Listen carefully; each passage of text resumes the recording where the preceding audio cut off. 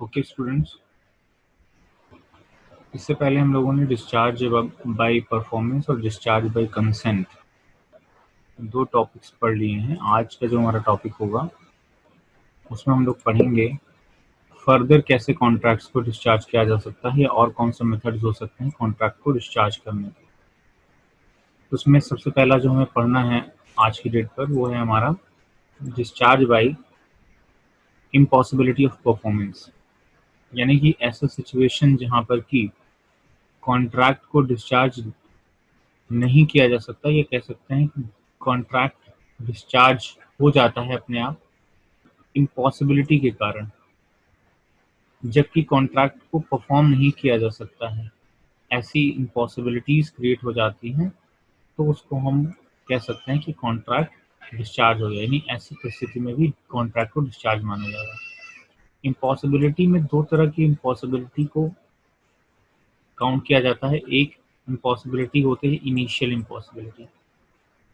Initial impossibility या ये कह सकते हैं कि impossibility at the time of contract. कोई ऐसा एग्रीमेंट आप कर रहे हैं जो कि शुरू से ही इम्पॉसिबल है परफॉर्म करना, यानी कि जब वो एग्रीमेंट किया जा रहा है उसी समय वो इम्पॉसिबल था परफॉर्म करना, तो इसको कॉन्ट्रैक्ट का नाम नहीं देंगे, बल्कि ऐसे एग्रीमेंट्स जो होंगे इसको एग्रीमेंट ही कहेंगे, कॉन्ट्रैक्ट नहीं बोल सकते। ऐसे एग्रीमेंट्स वॉइड एग्रीमेंट्स होते हैं। ये वॉइड एग्रीमेंट की कैटेगरी में आ जाएगा, क्योंकि इम्पॉसिबिलिटी हमने पहले भी पढ़ा था कि अगर कोई ऐसा एक्शन के लिए, एक्ट के लिए एग्रीमेंट किया जाता है जो कि इम्पॉसिबल होता है तो उसको हम वॉइड एग्रीमेंट मानेंगे। तो पहली impossibility at the time of creating this agreement हो सकता है, जिसको इनिशियल इम्पॉसिबिलिटी कहते हैं, और ऐसे केस में हमारा जो एग्रीमेंट होगा वो वॉइड होगा। दूसरा पोस्ट इम्पॉसिबिलिटी हो सकती है।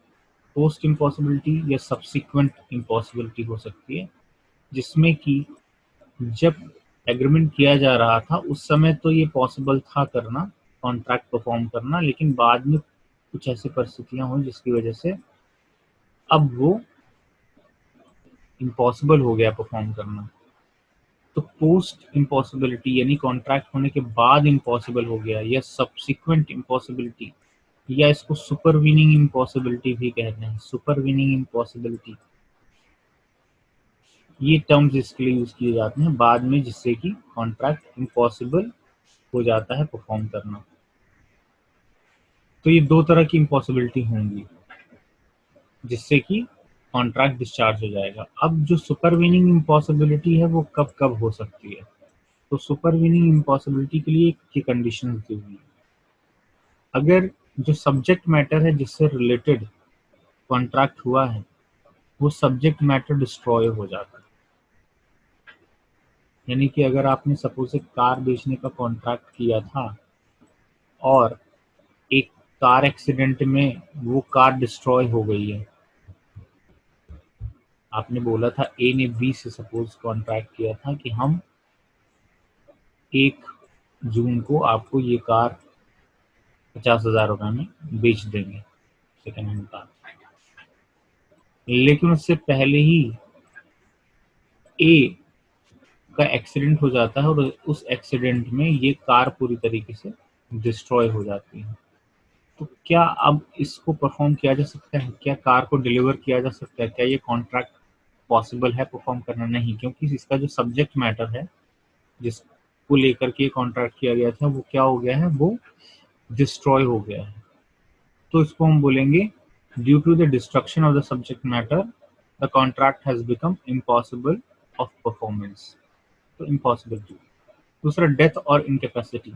जो पार्टीज के बीच में कॉन्ट्रैक्ट हुआ है, अगर उन पार्टीज में से कोई एक सपोज उसकी डेथ हो जाती है या इनकैपेसिटेट हो जाता है, यानी ऐसी स्थिति में आ जाता है कि अब वो कॉन्ट्रैक्ट में जो टर्म्स या कंडीशंस है उनको परफॉर्म नहीं कर सकता, तो ऐसे कंडीशन में भी ये इम्पॉसिबल रेंडर हो जाता है, ये इम्पॉसिबल हो जाता है कि वो कॉन्ट्रैक्ट परफॉर्म किया जाए।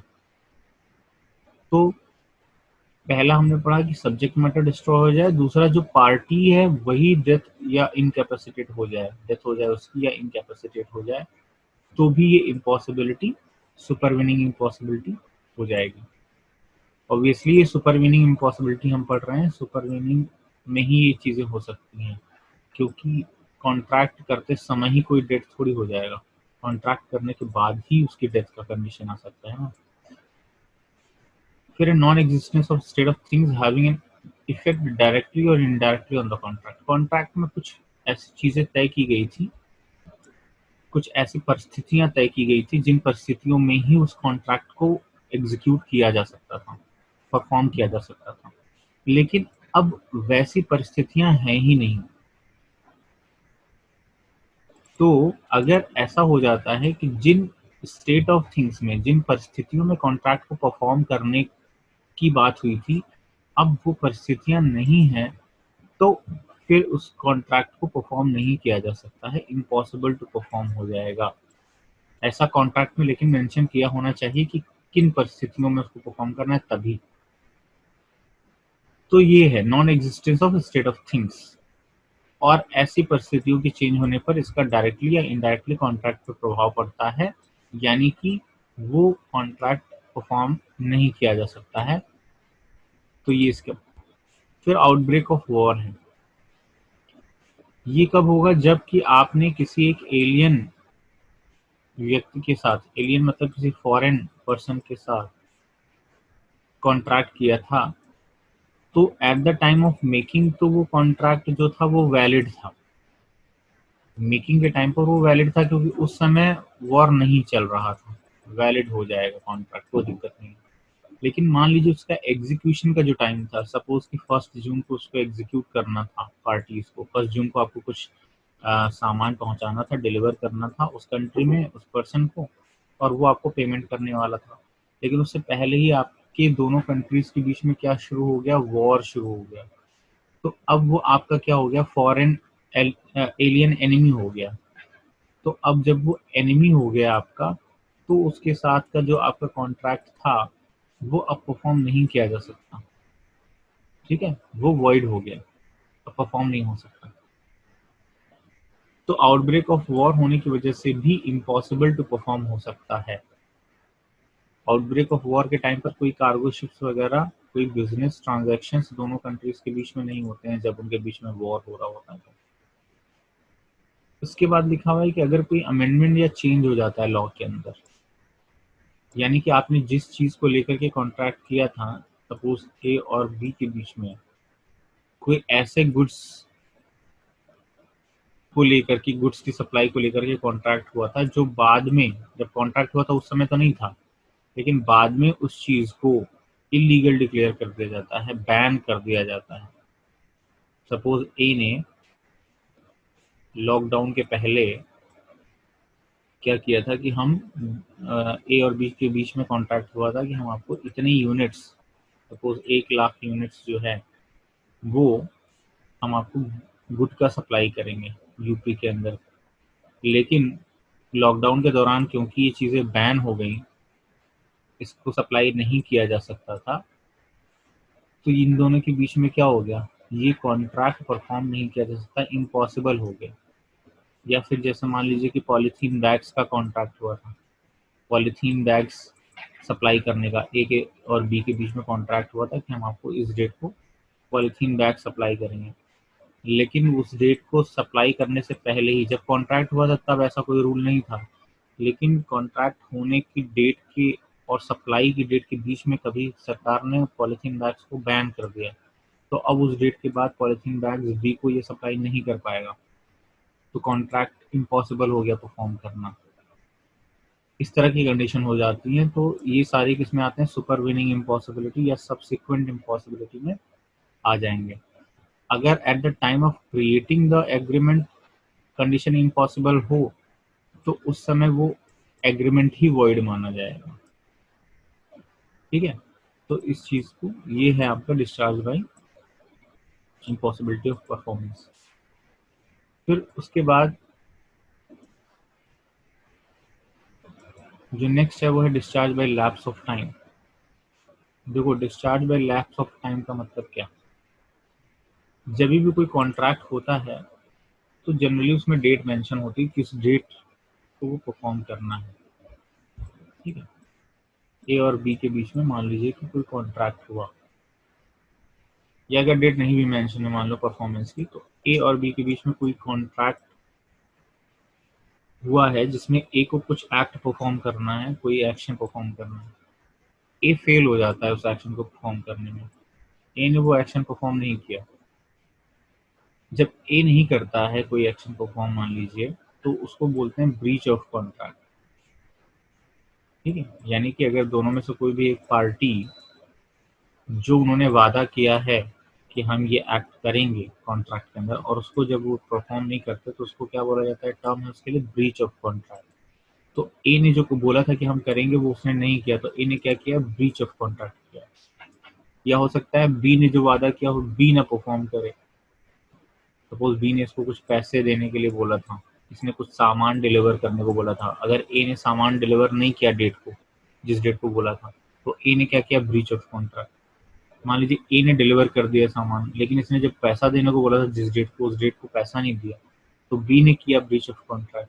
तो दोनों में से कोई भी एक पार्टी अगर अपना वादा पूरा नहीं करती, जो वो कॉन्ट्रैक्ट में प्रॉमिस करते पूरा नहीं करते, तो बोला जाता है कि उसने क्या किया, ब्रीच ऑफ कॉन्ट्रैक्ट किया। सपोज कि ए ने ब्रीच ऑफ कॉन्ट्रैक्ट किया है, तो अब दूसरी पार्टी जो होती है वो क्या कर सकती है, वो कोर्ट में जा सकती है। वो कोर्ट में जाके सूट फाइल कर सकती है, एक सिविल सूट फाइल कर रही है, और जो भी उसका नुकसान हुआ उसको क्लेम कर सकती है उसकी वजह से, नॉन परफॉर्मेंस की वजह से या ब्रीच ऑफ कॉन्ट्रैक्ट की वजह से। बी का कुछ नुकसान हुआ है तो बी उसके लिए कोर्ट में जाके क्लेम कर सकता है, लेकिन बी कितने समय के भीतर ये क्लेम कर सकता है उसके लिए टाइम मेंशन होता है। वो लिखा होता है लिमिटेशन एक्ट में। एक एक्ट है लिमिटेशन एक्ट, उस लिमिटेशन एक्ट में यही लिखा होता है कि आप कितने समय के अंदर किसी अपने ग्रीवेंस को कोर्ट में ले जा सकते हैं, या आपको कोई दिक्कत है, कुछ आपको क्लेम करना है, तो उसके लिए टाइम लिमिट क्या है। तो मान लीजिए लिमिटेशन में दिया हुआ था 3 महीने का टाइम, कि 3 महीने के अंदर आप ब्रीच ऑफ कॉन्ट्रैक्ट का ले जा सकते हैं कोर्ट में केस, उस अमाउंट का। तो आप 3 महीने तक मान लीजिए बी जो है वो नहीं जाता है कोर्ट में, तो जब बी उस टाइम पीरियड के अंदर जो लिमिटेशन में मेंशन किया गया उसके अंदर कोर्ट में नहीं जाएगा, क्लेम नहीं करेगा अपना डैमेजेस, अपना नुकसान की भरपाई के लिए कोई क्लेम नहीं करता है, तो वो कॉन्ट्रैक्ट डिस्चार्ज माना जाता है। उसके बाद फिर बी को कोई रेमेडी नहीं मिलेगी, कोर्ट से कोई राहत नहीं मिलेगी, वो कॉन्ट्रैक्ट डिस्चार्ज माना जाएगा।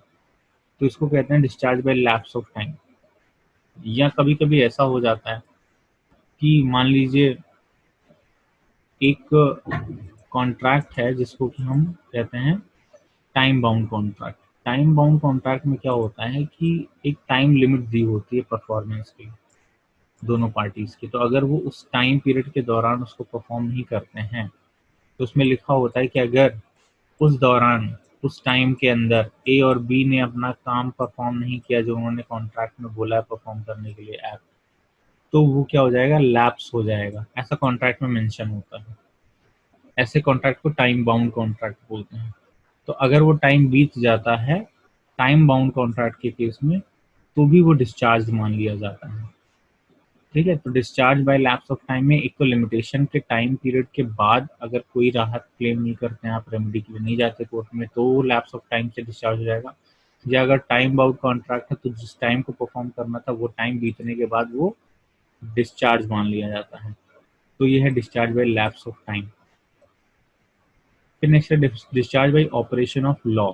कभी कभी लॉ में कुछ ऐसे चीज़ें मेंशन कर दी जाती हैं, या लॉ ऐसा बन जाता है, या लॉ में जो चीज़ें पहले से लिखी हुई उसके अकॉर्डिंग कोर्ट्स के द्वारा डिक्लेयर कर दिया जाता है, तो जो कॉन्ट्रैक्ट होता है वो डिस्चार्ज मान लिया जाता है।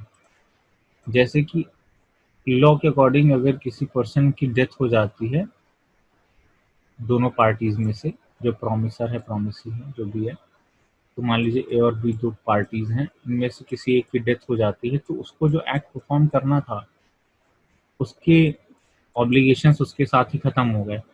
और ए के जो राइट्स थे वो भी खत्म हो गए और ए को भी कुछ नहीं परफॉर्म करना बी के लिए। तो अब ये क्या हो गया, डिस्चार्ज ऑफ कॉन्ट्रैक्ट हो गया। यानी कि दोनों में से एक पार्टी अगर मर जाती है, खत्म हो जाती है, डेथ हो जाती है उसकी, तो उसी समय पर अकॉर्डिंग टू लॉ वो कॉन्ट्रैक्ट डिस्चार्ज मान लिया जाता है। इंसॉल्वेंसी कोर्ट क्या करती है, लोगों को, किसी कंपनी को, किसी पर्सन को कोर्ट डिक्लेयर कर सकती इंसॉल्वेंट। इंसॉल्वेंट होने का मतलब होता है कि उसके ऊपर जितना भी कर्ज है, डेट है, वो डेट को चुकाने के लिए उसके पास पर्याप्त एसेट्स नहीं है, पर्याप्त मात्रा में उसके पास संपत्ति नहीं है कि वो अपने कर्ज को चुका सके। तो ऐसा जब भी क्लेम होता है कोर्ट में, तो कोर्ट उस पर्सन को क्या कर देती है, इंसॉल्वेंट डिक्लेयर कर देती है। ठीक है। अब इंसॉल्वेंट होने के बाद उस पर्सन के जितने भी कॉन्ट्रैक्ट्स होते हैं, जितने भी उसके ऊपर कर्ज होते हैं कॉन्ट्रैक्ट के थ्रू, वो सारे डिस्चार्ज मान लिए जाते हैं, खत्म हो जाते हैं उसको। ठीक है। तो वो डिस्चार्ज हो जाता है, अपने सारे कॉन्ट्रैक्ट से डिस्चार्ज हो जाएगा, इंसॉल्वेंट है ना। फिर आता है मर्जर। मर्जर के थ्रू भी हो सकता है डिस्चार्ज हो जाए। मर्जर एक, आपने जैसे ऊपर पढ़ा था उसी टाइप का मर्जर है ये, कि एक राइट को जो है दूसरे राइट में क्या कर दिया जाए, मर्ज कर दिया जाए। एक इंफीरियर राइट को सुपीरियर राइट में मर्ज कर दिया जाए, तो भी कॉन्ट्रैक्ट क्या हो जाता है, डिस्चार्ज मान लिया जाता है। फिर unauthorised alteration of the terms of the agreement. ऊपर आपने पढ़ा था डिस्चार्ज बाय कंसेंट में, कि अगर दोनों पार्टीज चाहें तो आपस में कंसेंट करके, म्यूचुअल कंसेंट से, म्यूचुअल एग्रीमेंट से कॉन्ट्रैक्ट्स में कुछ ऑल्टरेशन कर सकते हैं, चेंजेस कर सकते हैं। लेकिन मान लीजिए कि कोई एक पार्टी बिना दूसरे पार्टी के एग्रीमेंट के कोई चेंजेस कर देते हैं कॉन्ट्रैक्ट में। कोई एक पार्टी दूसरे पार्टी के एग्रीमेंट, कंसेंट के बिना अगर कोई चेंज कर देता है कॉन्ट्रैक्ट में, मान लीजिए ए ने कोई टर्म्स और कंडीशन चेंज कर दी और बी की सहमति नहीं ली इस कॉन्ट्रैक्ट में, तो ऐसा कॉन्ट्रैक्ट जो होता है वो डिस्चार्ज हो जाता है। लॉ के अकॉर्डिंग वो डिस्चार्ज मान लिया जाएगा। फिर उसमें बी को कुछ नहीं परफॉर्म करना, क्योंकि बी की सहमति से वो चेंजेस नहीं किए गए हैं। ठीक है। तो इस तरीके से ये डिफरेंट वेज है जिसमें कोई कॉन्ट्रैक्ट डिस्चार्ज हो जाता है।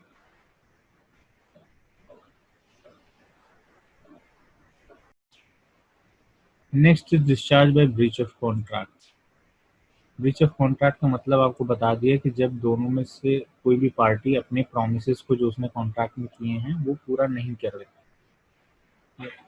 है, तो उसको हम बोलते हैं ब्रीच ऑफ कॉन्ट्रैक्ट किया।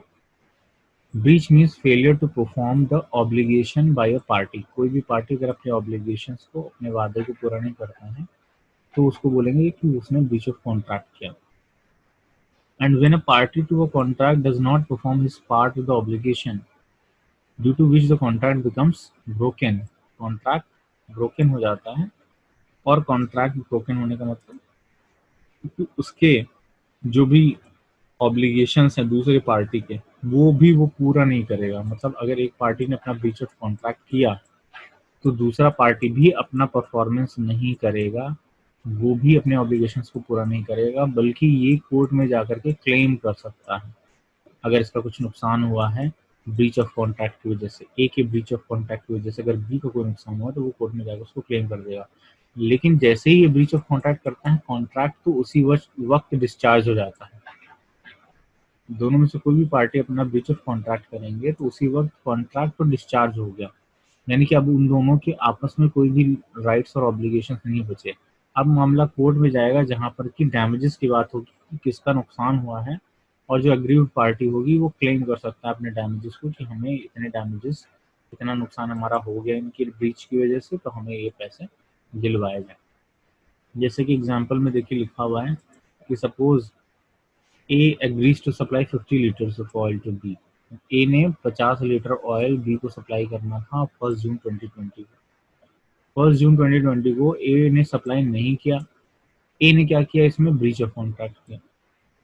Suppose A has supplied the oil but B does not accept the oil. मान लीजिए कि ए ने सप्लाई किया होता लेकिन बी ने एक्सेप्ट करने से मना कर दिया, तो उस समय किसने ब्रीच ऑफ कॉन्ट्रैक्ट किया, तब बी ने ब्रीच ऑफ कॉन्ट्रैक्ट किया। In the first instance B is entitled to receive the compensation. पहले वाले इंस्टेंस में जहां पर कि ए ने सप्लाई नहीं किया था, बी कॉम्पनसेशन के लिए कोर्ट में जा सकता है। और बाद वाले में जहां पे बी ने एक्सेप्ट नहीं किया, ए ने सारा इंतजाम किया, लेके आया ट्रांसपोर्ट के थ्रू, पूरा खर्चा किया, तो वहां पर ए कॉम्पनसेशन के लिए इंटाइटल्ड है। तो जैसे ही ब्रीच ऑफ कॉन्ट्रैक्ट होता है, दोनों पार्टीज के बीच में लीगल रिलेशनशिप खत्म हो जाता है और अब कंटेस्ट करेंगे वो लोग कि कितना कॉम्पनसेशन उसे चाहिए और कितना वो देना चाहता है। इस बात को लेकर कोर्ट में आगे केस चलेगा। तो ये आपका हो गया एक टॉपिक जो कि डिस्चार्ज ऑफ कॉन्ट्रैक्ट का था। इससे रिलेटेड जो भी क्वेश्चन होंगे वो आप पूछ सकते हैं।